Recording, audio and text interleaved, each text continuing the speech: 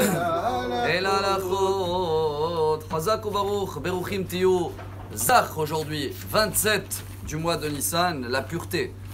Et on est Yom HaShoah, comme a été instauré dans la Rabbanout aujourd'hui, de se rappeler et bien sûr tirer un message. Et toute l'étude et les prières que chacun peut faire dans la journée sera pour la mémoire des 6 millions de personnes qui ont été décédées dans la Shoah. Il y avait un grand rabbin, il s'appelait Rabbi Eliezer Silver. Était le président de tous les rabbins d'Amérique et Canada dans l'époque des 2 guerres du monde. Il est décédé à 68. Et lui, il a raconté que juste après la guerre, quand il est parti à la Shoah, il a essayé de ramasser comme ça un minyan. Il y avait des gens qui étaient tout de suite partants, mais il y en avait un, jamais de la vie. Il disait, moi je rentre pas à la synagogue, même pas Kaddish, viens, t'es le 10e. Alors une fois quand le rabbin il a parlé avec lui, il a dit, qu'est-ce qui fait que même pas Kaddish, viens, rentre.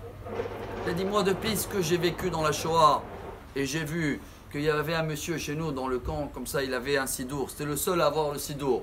Et chacun qui voulait faire une prière, il allait le voir, il a dit, tu veux une demi-heure dans le sidour, tu donnes ta petite tranche de pain qu'il recevait pour la journée. Et tellement il y avait des juifs qui voulaient y aller et lire un peu le sidour, que lui il s'est fait plein à manger. Et quand j'ai vu que quelqu'un il a fait comme ça du commerce avec le sidour et tout, moi c'est fini.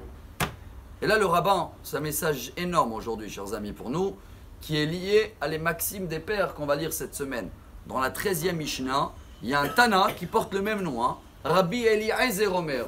Ezoi derech tova shidbak ba'adam. C'est quoi le meilleur chemin qu'on doit prendre aujourd'hui, Yom HaShoah? On est entre la paracha Haremot en France, après le décès, et en Israël, Kedoshim, des personnes saintes. Quel est le message? Il leur dit Rabbi Eliezer, il y a 2000 ans, Ain Tova, une bonne œil. Ça veut dire quoi? Ce rabbin, il a dit, mais attends, pourquoi tu t'es arrêté à celui-là, le seul qui voulait faire le commerce avec le sidour? Pourquoi tu n'as pas vu les centaines qui donnaient leur pain et leur vie pour faire une demi-heure de prière? Et cet monsieur-là, d'un coup, il avait remarqué qu'il avait un blocage. Il regardait que de la mauvaise œil. Il avait raison. Il a vu quelque chose qui ne le plaît pas.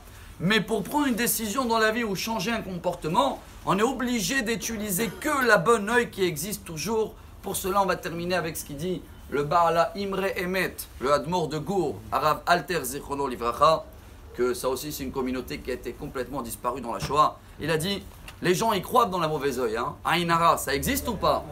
Ça peut toucher même des gens qu'on ne connaît pas, etc.